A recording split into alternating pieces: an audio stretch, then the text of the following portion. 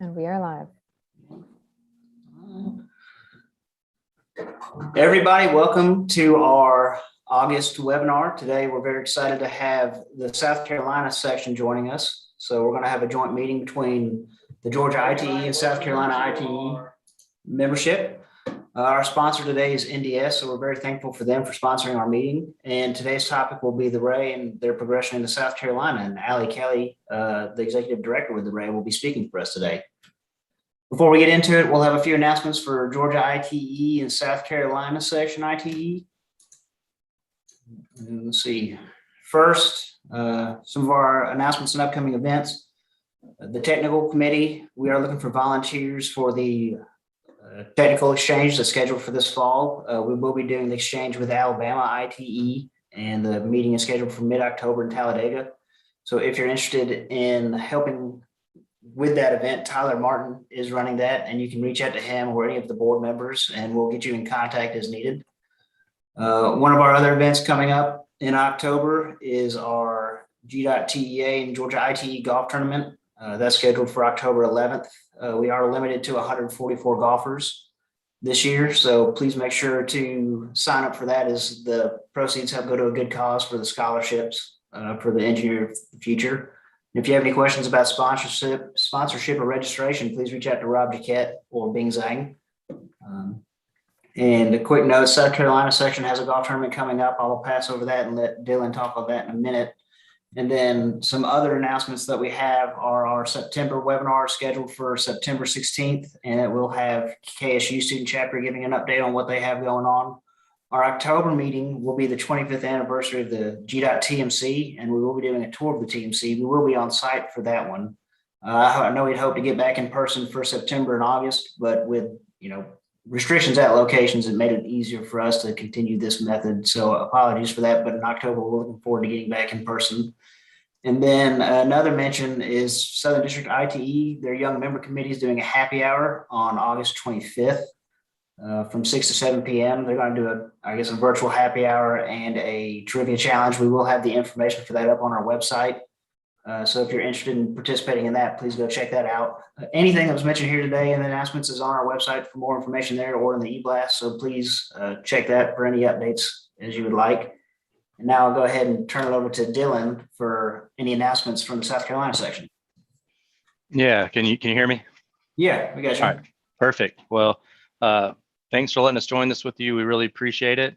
Friends at Georgia had mentioned that we've got a golf tournament. Our scholarship golf tournament's coming up September 9th at Northwoods in Columbia. As of right now, our teams are full. We still have some sponsorship opportunities, and if you go to our website, there's some links there and ways to donate. We also have an option if you want to come see our speaker, who's going to be Brett McCutcheon with SCDOT. He's going to present on the 5 points safety project, which was an RSA for a expected road diet. And you could do $10 for that. So you don't have to come play golf. You could come and do some socializing and meet and greet. Right now that's still on.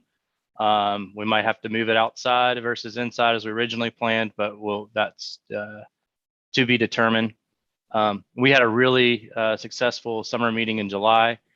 Rick Reef with Kimley Horn alongside Gene Taylor with SCDOT presented on the statewide pedestrian bicycle safety action plan. And then James Aton from the town of Mount Pleasant presented on a Mount Pleasant Way project, and had really good turnout from a lot of local transportation engineers from, sorry, I'm getting some feedback. But yeah, so yeah, we had a meeting with that, and we also had a ASCE joint meeting with our upstate group there in June, making sure I got everything covered. So also for those of South Carolina on the call, or could be from people in Georgia as well, we're hoping to do a series of lunches in Greenville, Columbia, and Charleston. It's more of just a meet and greet, maybe on the side of a happy hour versus like a formal meeting with PDHs and stuff, just to get our group back together and interacting again.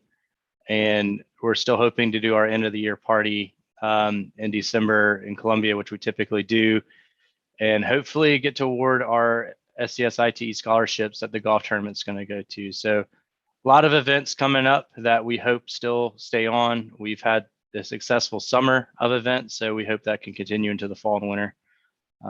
But yeah, thanks for the time and letting me give that update. Of course, thanks, Dylan. We're happy to have y'all.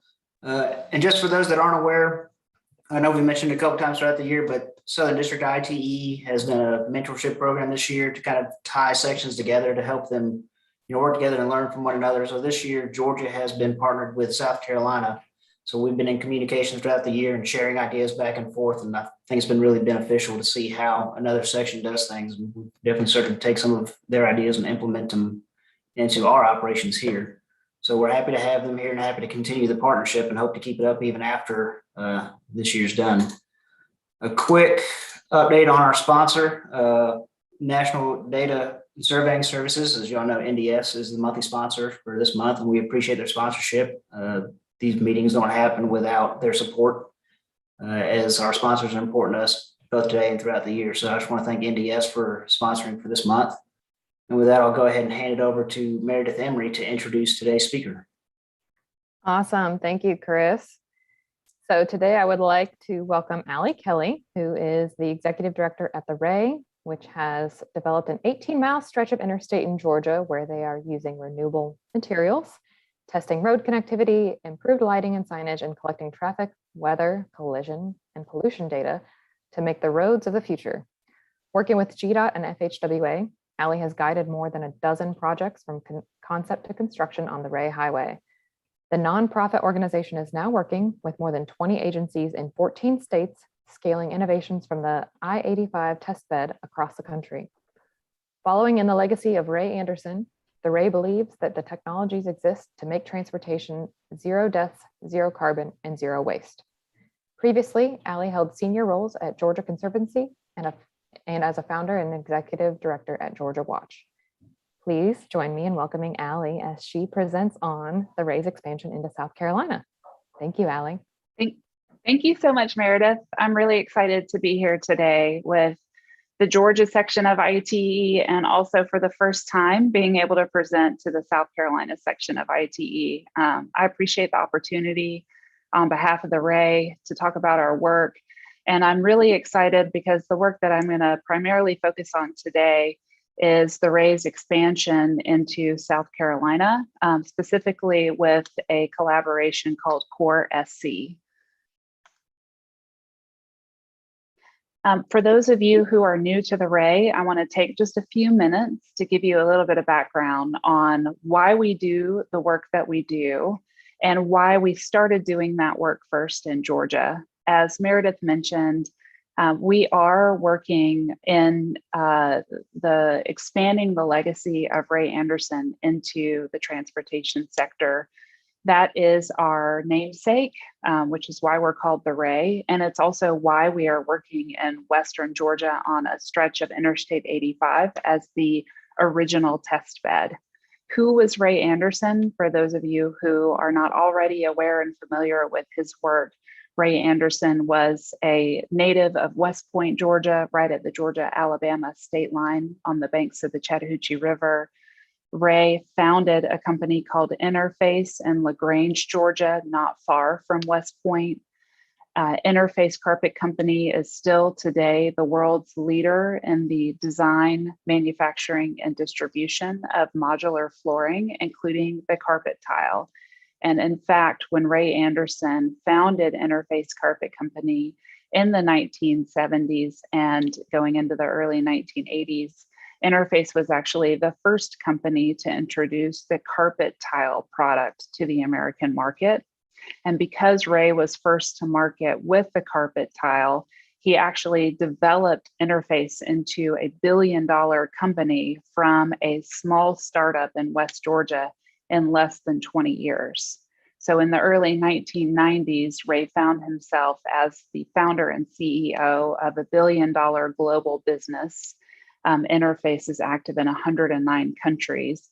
And it's at that point in the early 1990s, around 1992 to 1994, that Ray began to more deeply investigate the practices at Interface He was struck by the linear nature of the business, where they were using raw natural resources from the crude and oil industry to develop the backing and the fiber for carpet tiles. Of course, they were cutting down carpet tiles from large rolls of carpet. And so there was a lot of waste involved in cutting the carpet down into tiles. And then, of course, carpet has a fairly short life in a business or a residential setting. So in 10 to 20 years, you see carpet being moved from a useful life in a business or residence on into the landfill. And like other products that have their base materials from the crude and oil industry, like scrap tires, it takes a really long time for carpet tile to break down in landfills, like hundreds of years. So Ray had never really examined all of those aspects of his business as he was building the company. But in the 1990s, as he was being pressed to explain what the company's commitment to the environment was, what was their environmental pledge, Ray became, better understanding of the take, make, and waste, as he called it, the nature of his business and carpeting and the nature of interface, to take natural resources to make the carpet. There was a lot of waste involved, and ultimately the carpet ended up having hundreds of years of unuseful life in landfills and persisting past the generation that purchased and used the carpet. Those kind of facts just haunted Ray, and he made the commitment in 1994 to go zero waste, zero carbon, and to use more renewable energy and more wastewater reuse at interface. And he set a goal of achieving those metrics by 2020. The company has actually succeeded in achieving those goals. They've announced over the COVID year that they are carbon neutral. They've introduced a new line of carpet that actually embodies more carbon in the product than was emitted during the production of the carpet itself. And they are very close to being zero waste to landfill, which is a really interesting story in and of itself, and inspires a lot of our work around scrap tires at the Ray. Ray actually passed away in 2011, so he didn't get to see the fulfillment of his goals and his commitment at Interface Carpet Company. But over the course of the second half of his career, from the early 1990s until he passed away, so that sort of 20-year second career for Ray Anderson, he became the pioneer for corporate sustainability and for the circular economy, because he committed to actually living the practice at Interface, and he documented the financial impact of corporate sustainability as it was lived and practiced at Interface. And in fact, Ray documented about $450 million worth of savings to Interface as a result of their corporate sustainability work. And that business model for sustainability, Ray went on to demonstrate that business model to companies that were even larger and even more globally prevalent than Interface. So companies like Unilever, Coca-Cola, Walmart, their CEOs and their practices and their campaigns today are actually directly derivative of the impact that Ray Anderson and Interface had on the corporate world, as he demonstrated the real opportunity for companies to, as Ray put it, do well by doing good. Do well financially, do well in your market share, do well on your P&L by doing the right thing for efficiency and for what has become known as sustainability. So that is literally our DNA at the Ray. In 2014, just a couple of years after Ray passed away, our former governor in Georgia, Nathan Deal, designated an 18-mile stretch of Interstate 85 connecting Ray's hometown of West Point and Interface's founding town in LaGrange, connecting those two towns with an 18-mile stretch of Memorial Highway on Interstate 85. And that stretch of highway is now formally called the Ray C. Anderson Highway, Memorial Highway, because of the work of Georgia Representative Randy Nix and others who championed the highway designation, and Governor Deal, who signed it into law. The idea and the campaign really originated by Ray Anderson's youngest surviving daughter, Harriet Anderson Langford. So Harriet is the one who, living in LaGrange with her family, urged the governor and supported the state legislature in making the highway designation. And then, of course, it was Harriet who, in celebrating in April of 2014, the designation of the highway and the signing of the Georgia House resolution, then came to the realization that she had put the name of the so-called greenest industrialist of the century, right? Forbes magazine, Times magazine had celebrated Ray as the greenest entrepreneur and literally the greenest industrialist of the century when he was still alive. And Harriet began to have doubts about the appropriateness to the legacy of Ray Anderson of putting that name, his name, on a highway. Why? Because we recognize that we have a lot of challenges on our interstate and highway system. Last year, low VMTs because of COVID and the national lockdown, and yet we still lost 42,050 people to traffic crashes, right? So a 13-year high in traffic fatalities, despite some of the lowest VMTs that we've seen in a really long time. In addition to that, we now know that the transportation sector is the largest sector contributing to carbon emissions in the United States.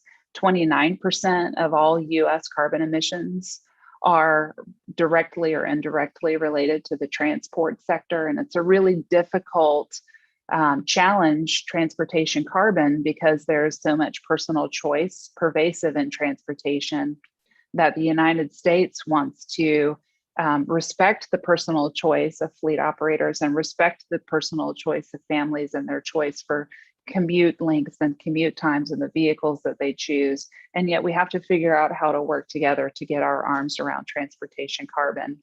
And so this is the genesis of the Ray Highway, because when you put Ray Anderson's name on a highway, you have to figure out how to make it sustainable. And that is the work that Harriet Anderson Langford, her husband Phil, and Ray Anderson's surviving family have helped to fund over the last 6 years. So that's our origin story. And that's what drives us in this work as a 501c3. We are a nonprofit charity. So we're in the business of doing good, not in the business of making money, not in the business of winning projects, but in the business of doing making better transportation infrastructure and achieving better outcomes in the transportation sector by focusing on the opportunities that technology presents to make transportation cleaner, safer, more productive, and less wasteful. And those are our overarching goals that you can see in the bottom corner of every slide: zero waste, zero carbon, and zero death. Just like Meredith said earlier, we believe that the technologies already exist to drive transportation to zero. And you can see in this slide the overview of the projects that we have been able to install or build or establish on the 18-mile corridor in partnership with Georgia DOT and the Federal Highways Administration. You can see that, in defining a sustainable highway system and the infrastructure that it supports, or the infrastructure that supports sustainable highway systems, that our definition of sustainability is very broad. So you'll see a lot of work represented on this slide around renewable energy and clean transport, but also work around rubber modified asphalt and the infrastructure that enables connected and autonomous vehicles. We've developed more than a dozen projects and have a chartered relationship with Gdot and the Federal Highways Administration. And the funding apparatus or the funding approach to these projects has been different almost with each and every project. For example, we'll talk about right-of-way solar, which we have on the Ray Highway at exit 14. That's a project that was funded by the utility that benefits from that right-of-way solar site, and that utility is Georgia Power, which is a Southern Company subsidiary. So the right-of-way solar is a Georgia Power project funded by their rate base. The smart striping developed by 3M and installed on 13 miles of the Ray was a project that Georgia DOT funded. The rubber modified asphalt, the 1 mile on all 4 lanes, was sponsored by the Federal Highways Administration. The Ray itself has funded 100% of our work around solar pavement opportunities. Specifically, a French company called Wattway develops a solar paving product that we've installed on the Ray Highway and at Peachtree Corners in Gwinnett County, Georgia. And we've done that at our own expense with our own philanthropy. And then there's also been some private sector involvement from companies like Kia and Hyundai, who have supported the tire safety check station, which is a technology produced by a UK company called Wheelwright. Unfortunately, while I have a lot of time to chat with you today, I don't have enough time to go through all of these technologies. So I'm going to make a plug for y'all to go to our website at theray.org, www.theray.org, to check out some background information on some of the technologies like the tire safety station, tire safety check station, and our solar powered EV charging station at the rest area. Also want to mention for y'all that our work in South Carolina is part of a national expansion of the Ray Highway as philanthropy, facilitating public sector projects and connecting the public sector with private sector technologies and infrastructure innovations that are available. I think that the slide demonstrates that we're now operating in 15 states with a variety of transportation organizations. I think we're now up to 24 transportation organizations in 15 states. So for example, in the state of Texas, we work with Texas DOT. A lot of our work right now is with their Austin district, where we also work with the Central Texas Regional Mobility Authority and the city of Austin. And we have formal paperwork, right? Either charters, LOIs, or MOUs with all of those entities. We also have work in states like Colorado DOT with transmission planning, as well as a statewide project around Roadside Solar. With Minnesota DOT, we're working specifically on roadside planning for transmission. With Maine DOT, we've been working with them for about 3 years now to advise on their Roadside Solar project. We're also doing roadside solar work with the Indiana Toll Road, with the Pennsylvania Turnpike, and with the Ohio Turnpike. If you can sense a theme here, there's a lot of interest in roadside utilization for what the Federal Highways Administration calls alternative uses, including clean energy generation and clean energy transmission, as well as EV charging. And I can provide at the end of the session today any follow-on links for you to investigate things like the Federal Highways guidance that was issued in April of this year on alternative uses of the roadsides. But we also have quite a bit of work in all of these states as it relates to connected and autonomous vehicles. And I'm going to touch on a little bit of that in our work with South Carolina, as well as an expansion of our connected vehicle project right here in Georgia on the Ray Highway. Just a quick overview of the ongoing projects that we have in coming out of the COVID year 2020 and halfway into 2021. We've recently just released an inventory of the best available research, analysis, and data on rubber modified asphalt. This inventory or state of knowledge project was produced by the University of Missouri. It was peer reviewed by an independent committee, and it was co-funded by the Ray and the U.S. Tire Manufacturers Association. You can find more information about that either on our website or at the USTMA's website. Today, I'm going to show you a few slides of our solar mapping tool, which was developed for the Ray by Esri as a gift. So the Esri and the Ray are nonprofit partners, and Esri has a robust program donating software and capabilities to nonprofits like the Ray. The Esri tool was developed using their ArcGIS Pro software, and you can see the long list of DOTs and other transportation operators that are currently using or planning to use the solar mapping tool. Just so you know, the COA after TxDOT stands for the City of Austin. We also have quite a bit of transmission work. So this is the nation's utility grid. And as we all know now, our utility grid has lack of capacity in two ways. I think of it as a straw. So on one end of the straw, we were going to have increased demand because of the electrification of more sectors, including the transportation sector. So while we're having more demand on one end of the straw, on the other end of the straw, where we need to be increasing energy generation, we're actually seeing projects not moving forward that would increase generation to supply the demand because the capacity of the straw itself is just not there. I sort of think about it in terms of Chick-fil-A and their peach milkshake, which occurs only during the summers. It's really hard sometimes to get the peach pieces through your straw when you're at Chick-fil-A. And it's a really similar situation with our nation's grid, if you can believe that. One example of this, to put it in real and stark terms, is that the regional grid in the Minnesota region, which is called MISO, has actually delayed or canceled about 40% of their renewable energy projects because of the limited capacity of the grid to accept those clean electrons.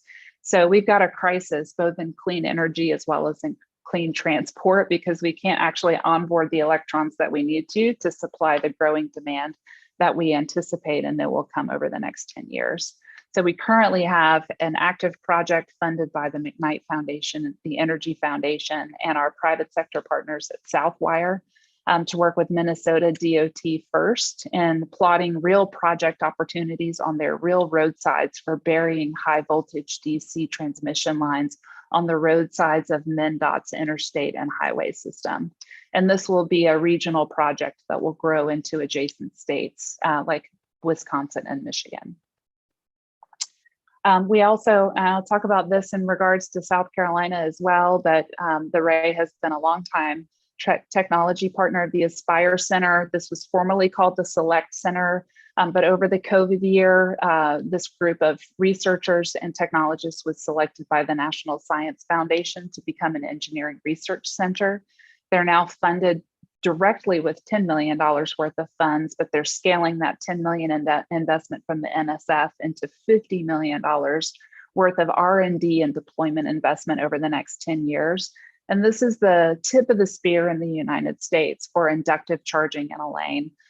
Actually, that federal highways guidance that I mentioned from April of this year that talks about alternative uses of the right-of-way specifically mentions inductive charging in a lane as well. So I try to mention that to let you know that this isn't 10 or 20 years down the road, but it's legitimate enough to be in guidance in 2021. And the technology is actually here today to deliver 50 kW to 100 kW of energy from the roadbed wirelessly to electric vehicles as they're driving in a lane. We can talk about that more as we get into our work with South Carolina, and I'm also happy to answer technical questions about that at the end of the program. I'm on the board of the Aspire Center, and I'm actually the 2022 incoming chair. So I'm really excited to raise awareness about the amazing breakthrough work that Aspire is doing in the lane of inductive wireless EV charging. And then I'm actually going to show you some slides, if I have time, about our connected freight work on the Ray Highway and in Atlanta with Georgia DOT and our new OEM partners, Kia, Hyundai, and their R&D group, Hachi. Of course, Panasonic is the provider of their Cirrus cloud-based platform that manages basic safety messages, or BSMs, ingested on the roadsides from connected vehicles, and manages that BSM data into traveler information messages that can be shared directly into passenger vehicles or freight vehicle cabs using heads-up displays or other user interface options in the cab. And then last but not least, we do have a product development partnership with 3M. 3M is the company that installed their smart connected road striping on the Ray, and we're now working on a connected solar powered and smart RPM that would help to confirm data streams and also expand or enhance data streams from connected cars by validating it with data streams directly from the road surface. And we are looking ahead to 2025. So if any of you are wondering if it's not just solar on the roadsides, but also wind generation, or what we think about microgrids and resilience hubs, opportunities for platooning and also hydrogen fuel cell vehicles. The answer to all of those questions is yes. We're planning for projects like that over the next 5 years, either on the Ray Highway or with any of our partners across the country. So now I want to spend the bulk of my time talking about our work with South Carolina. We announced about a month ago that we are in a formal and ongoing partnership without deadline or without end with a consortium called Core SC. Core SC was founded a little over a year ago by the College of Charleston, the South Carolina Aquarium, and Charleston County, South Carolina's government. Core SC is going to be launching officially and formally on September the 1st. So for those of you who are with the South Carolina chapter of ITE, please get in contact with the Ray or with Core SC about their formal launch on September the 1st. My understanding is that a lot of the political leadership in South Carolina will be attending the launch, and this will be the official unveiling of the consortium, its goals and its opportunities to both implement and demonstrate and build projects through Core SC for the greater Charleston County region. But there are also opportunities for Core SC to fund R&D and to fund work by other institutions and organizations. So I think it's going to be a really important organization for the South Carolina chapter of ITE to be coordinating with. Specifically, Core SC was founded to research, to develop, to create, to implement solutions that are focused on the resilience challenges in South Carolina. So when you think of Core SC, think of the word resilience in their name. And their focus on resilience is actually in 5 different issue areas or 5 different challenge areas: energy, water, agriculture, connectivity, and natural hazards like flooding and hurricanes. The board of Core SC has been operating for more than a year now, getting their governance in order and also pursuing partnerships. Core SC has a ongoing conversation with NASA about setting up some important research and hard infrastructure in the greater Charleston County area as a partnership between Core SC and with NASA. So I think there's a lot of really exciting opportunities that are going to open up as a result of that partnership that they have been growing and maintaining over the last year and a half. And also our conversations with Core SC have been ongoing for months now. As the group has been formalizing itself, getting organized with its governance, understanding the landscape of funding opportunities, both for Core SC's direct projects and indirect funding of others, project implementation and research. So given the fact that Core SC is focused on resilience in sectors that the Ray is very capable and fluent in, right? Like the energy sector and natural hazards. This really informs our immediate work and opportunity zone with Core SC. And I want to talk about a couple of specific project opportunities that we're continuing to evolve with Core SC. Number 1 is the Palmetto Commerce Parkway, which is the map that you have in front of you. So we're talking about North Charleston, north of the I-26, I-526 interchange.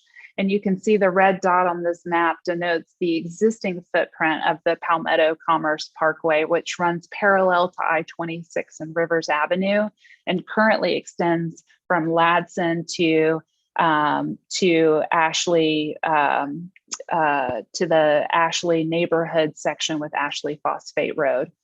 There's a couple of things that are still expanding, a couple of ways that Palmetto Commerce Parkway is expanding. So there is an interchange that is finalizing its NEPA analysis with connecting I-26 directly to Palmetto Commerce Parkway at Weber Road. Actually, that is a construction project that is slated to begin in August of 2021. So, beginning now or soon. And then also we anticipate that the NEPA analysis will wrap up shortly in extending commerce Palmetto Commerce Parkway, an additional 3 miles from Ashley Phosphate Road to West Aviation Avenue, which is in the Charleston Airport area.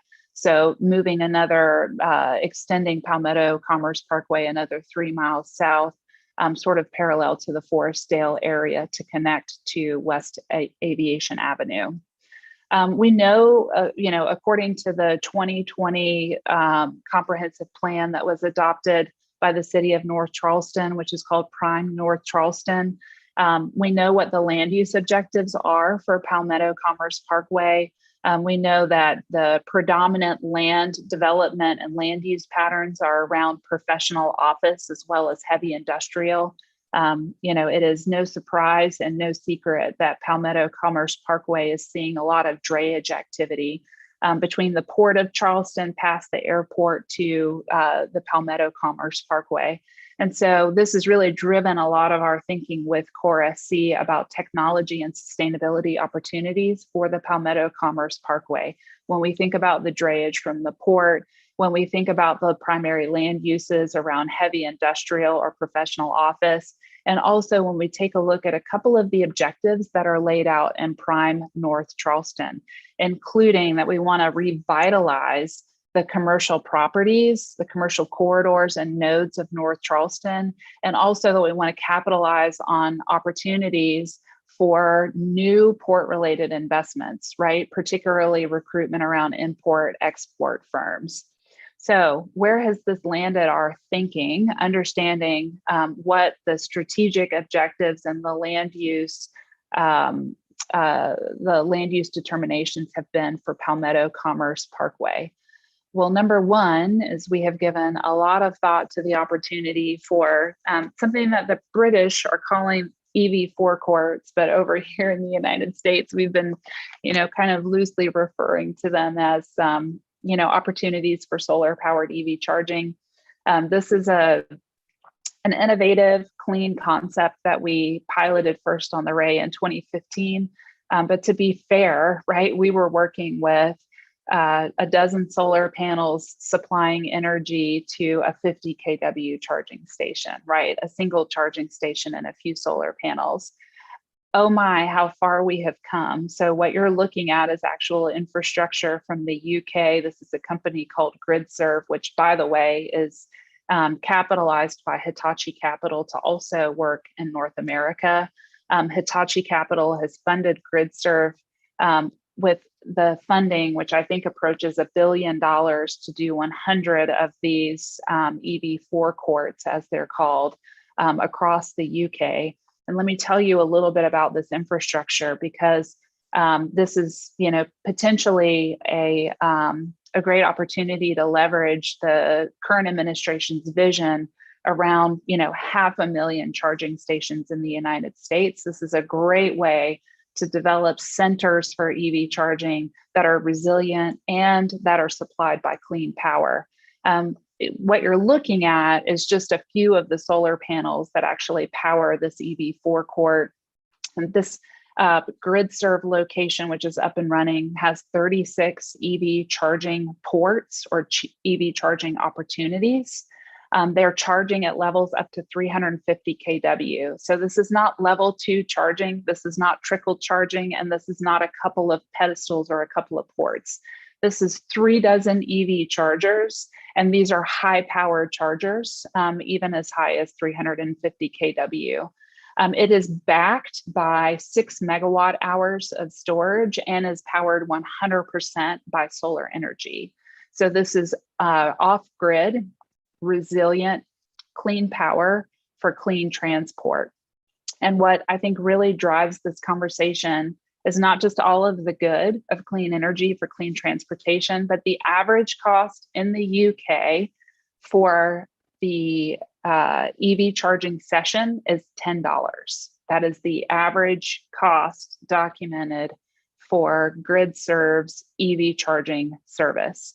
$10. And so what we're seeing is this combination of clean infrastructure, technology and innovation to allow the infrastructure and enable the infrastructure to be resilient regardless of grid outages, and also to be affordable.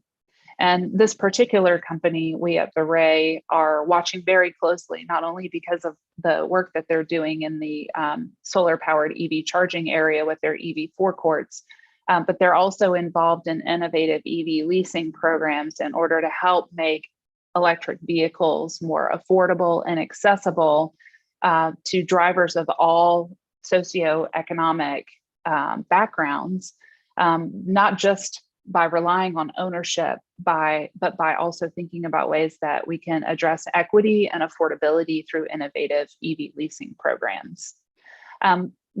GridServe isn't the only company that is investing in, basically gas stations for electric vehicles at large scale, multiple ports, in this case, dozens of ports, and solar powered with backup battery storage. We're also seeing companies like the real estate company CBRE is looking at opportunities specifically in South Carolina and in Georgia to bring partners together to offer these services. We know also Rolls-Royce is looking at developing the microgrid backbone to support solar powered EV charging and a large EV forecourt or EV station approach like this one. And then the piece that's really interesting is that in the UK, GridServe is offering a wide range of amenities while people are getting their charge on. So I don't know if you can see from this slide, but in the background, they're offering, different coffee shops, sundry shops, even booksellers as a part of their shopping and amenities experience directly attached to this EV forecourt.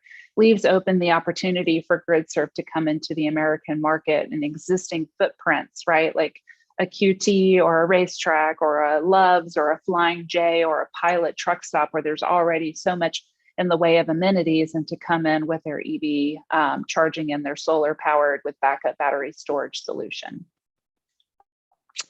In addition, work that we're doing with Charleston County right now is investigating the opportunities for roadside solar. So you're looking at exit 14 of the Ray, the Georgia Power megawatt of solar energy site.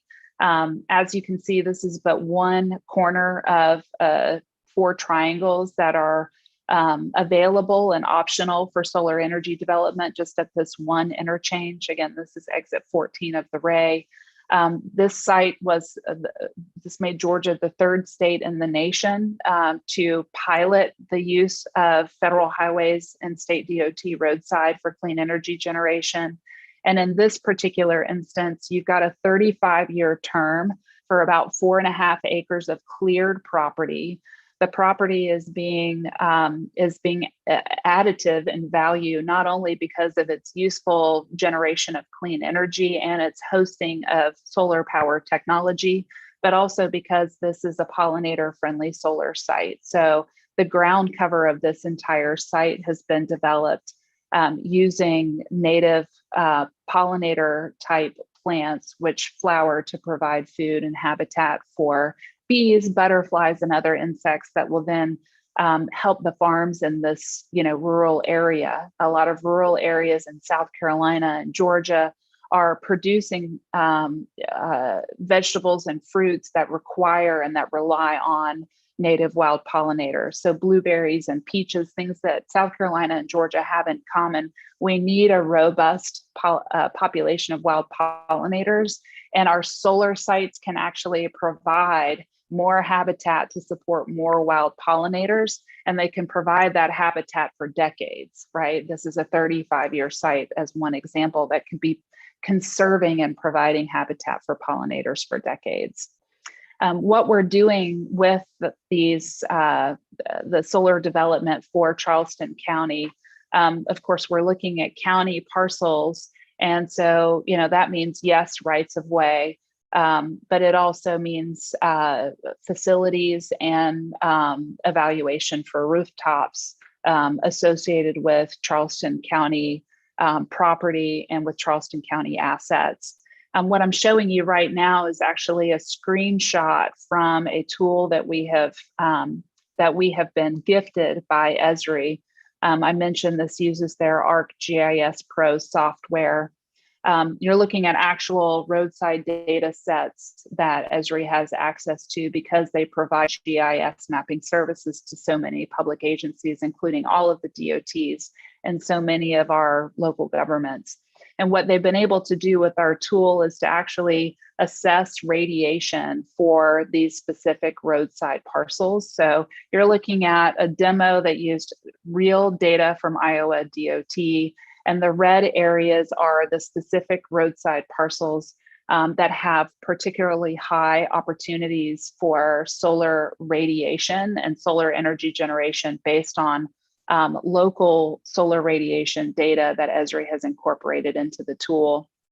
They actually went beyond just sort of a rough analysis of solar radiation, and they incorporated a digital surface model and a digital elevation model with their radiation tool to give us what amounts to a suitability tool. So I try to explain this as not what could you do, but what should you do, right? So we could do a lot of different parcels just based on radiation, but what about when we consider surface characteristics and elevation characteristics? And so what you're looking at now is a particular parcel in bright green, which denotes that it's highly suitable for solar energy development. And this is a specific and validated roadside parcel.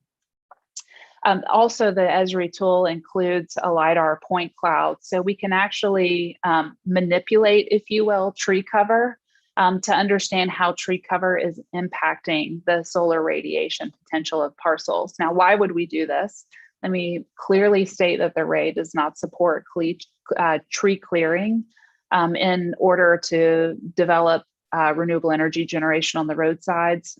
We actually are trying to utilize the most suitable parcels of roadside lands in order to shift pressure from clearing forest lands or converting farmland into solar, right? We think that there's actually a lot of land potential across the country and in states like South Carolina and Georgia for using the already cleared, empty, underutilized roadside land for clean energy generation as an added use and a beneficial use to that roadside land. However, having said that, y'all know, in Georgia DOT has been engaging in a multi-year campaign that they call Clean and Green to make sure that our roadways are clear for evacuation from strong storms, particularly hurricanes from our coastal areas. And as we're addressing the Charleston County area with a group like Core SC with a focus on resilience with respect to natural hazards,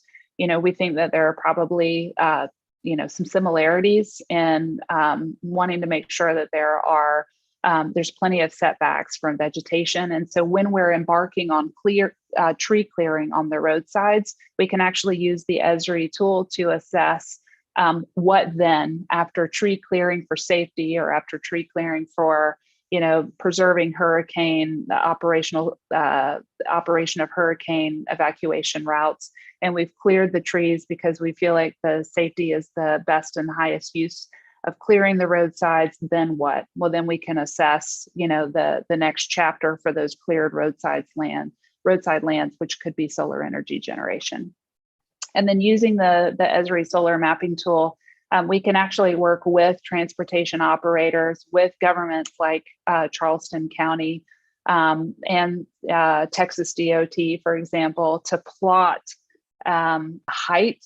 We can assign in this case of the slide you're looking at, a scenic vista, an outlook, right? We want to be able to see the scenic vista for 5,000 feet, and we want our individual to be 6 feet tall and have the opportunity to look around 360 degrees.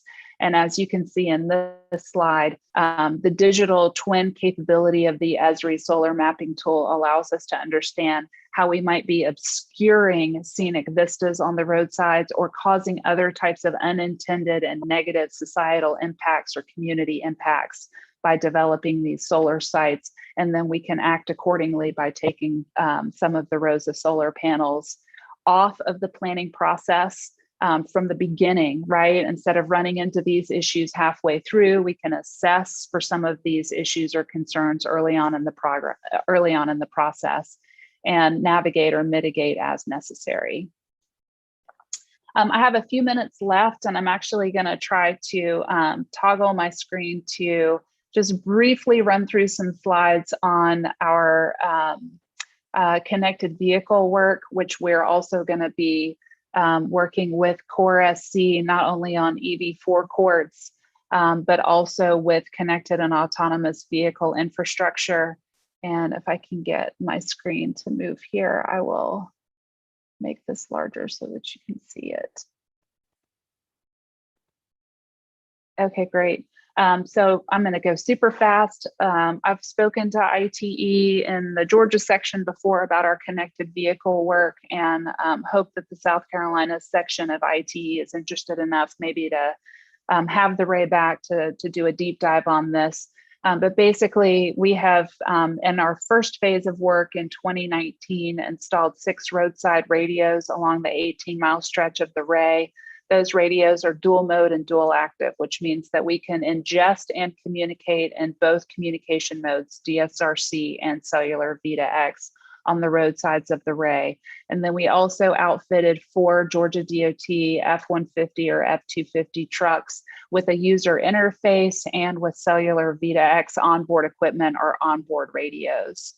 So that was phase 1 of our work. In phase 2 of the work, we've actually expanded the collaboration to include an automotive OEM, as I said, Kia, Hyundai, and their R&D group, Hachi, and also the cloud-based Cirrus by Panasonic platform is now handling not only the BSMs that are ingested from the roadsides of the Ray Highway on Interstate 85, but Gdot is also using the Cirrus by Panasonic cloud-based platform to manage data from its 650 to 700 connected and signalized intersections in the Atlanta area. Georgia Dot has connected up to or upwards of 700 signalized intersections on a pathway towards a total of 2,100 connected intersections in the Atlanta area. And those connected intersections will be sharing SPAT data with the Cirrus by Panasonic platform, which is already managing BSM or basic safety messages collected from the roadsides of the Ray. So this is truly moving into a statewide connected vehicle data management platform for Georgia Dot. And we're so excited that it all started out on the Ray. Here's just an overview of where Gdot is working to connect signalized intersections in the Atlanta area. And then down on the Ray Highway, we've announced at about the same time that we announced our Core SC partnership. We're doubling the number of radios. We're adding 7 to the 6 existing in order to connect intersections around the Kia manufacturing plant. So exit 6 and exit 2 of the Ray will have connected signalized intersections with 7 radios in addition to the 6 on the roadsides. And then we're actually connecting 10 of the Kia executive 2021 fleet vehicles with CV2X onboard equipment and also heads-up displays provided by Brand Motion. And our use cases for this work are expanding as well. We started out with crash detection and warning, weather impacts on driving conditions, detection and warning, using BSM from vehicles and generating TIMs or traveler information messages to be displayed back in the vehicles. We've now added a work zone warning use case as well as signal priority in and around the Kia plant. And of course, Georgia Dot was already using signal priority in their and preemption in their metro Atlanta area. And then last but not least, this is just an example of what the traveler information messages look like as they are displayed inside the vehicles that we have connected already. We are moving into phase 3 where we will be connecting freight vehicles to allow for connected freight operations like platooning and freight priority. And with that, I'm just going to put back up the general screen for the Ray so that you can reach out and contact me if you'd like. These contact information for myself and my South Carolina-based partner, Laura Rogers. And you see our social media handles as well. Please come and find us at the Ray Highway and at our website, theray.org. Thank you to our partners, including Georgia Dot and Charleston County. And then want to recognize our growing group of funders as well. And I think we've only got a few minutes left, but I'm happy to take questions, Meredith, if there are any that have been logged into the Facebook chat. Yeah, so can you hear me? Yeah, perfect. Okay. So we had a question for what is the name of the company or product that is vending the signal priority? They're curious about the signal priority. So Georgia DOT is using SigOps as a way of getting signal information out broadly to their partners. And I actually have a slide from Georgia DOT. I'm going to stop sharing the former deck and show you quickly this deck and Georgia DOT's slides involving SigOps to show you the company that they're working with in the Atlanta area for their connected signalized intersections, the companies that are already opting into SigOps, not just public sector stakeholders, but also you see 5 partners, including Google and Audi. And down on the Ray, we've been using Capch as a vendor, both for our roadside units as well as for our connected signalized intersections. In the Atlanta area, Gdot is using a number of different vendors. I know that they've got some Lear units. I think that they're also incorporating some Capch units in the Atlanta area, and there may be some others. But it's a collection of different actual infrastructure providers in the Atlanta area, and then down on the Ray Highway, we're using Capch. Awesome. That was one from the chat. I was curious myself actually on how public has kind of responded to everything, how you actually get feedback from the public and things of that nature for in vehicle units or things of that nature, just holistically, because the program is so large and you have so much going on, how you kind of get some of that from the traveling public. So, I mean, traveling public and connected vehicles, that bridge has not really totally been even established yet. I think that by 2025, we expect that most new vehicles on new vehicle car lots, so most new vehicle sales will be connected cars. And at that point, we're going to see more consumer awareness and consumer interaction with connected vehicle technology. With the fact that basic safety messages are being broadcasted 10 times every second directly from the CAN bus, and the fact that they're going to be able to receive traveler information messages into their cars. So I would say that we're not there yet, but we're sort of planning short term for the public coming into more clarity and visibility of connected vehicle technology in the next few years. What we have seen in the vehicles that we've been retrofitting with onboard equipment, you know, these are Gdot vehicles. They will be shortly Kia and Hyundai vehicles, and then a lot of first responder vehicles in the Atlanta area, Cobb County, Gwinnett County. And those vehicles and their operators are utilizing different ways of ingesting the information. In Cobb and Gwinnett, I think it's primarily through smartphones, but down on the Ray, we've actually installed user interface in the DOT vehicles and then heads up or HUD displays for the Kia vehicles. And I would say that the learning of the equipment is an inconvenience that is far outweighed by the information that we're able to display for the drivers, and also the capability that we're able to give them at signalized intersections.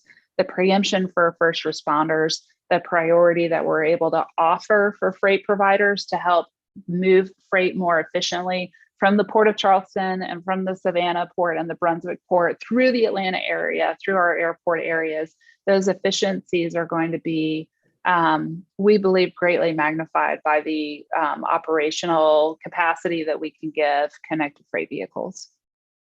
Awesome. Well, we have not had any others pop through in the chat just yet. We actually have quite a few viewers, but sometimes they're a little bit silent. So that's great. I've thrown a lot of information, and what I want you to take away is that our work with Charleston County and the other consortium partners at Core SC, we're focused on resilience. And right now, our work is really trying to accelerate solar-powered EV charging offered at scale through the EV forecourt model. Also inductive charging in a lane because of the freight focus of Palmetto Commerce Parkway. And then also trying to understand what renewable energy opportunities exist for the greater Charleston County area.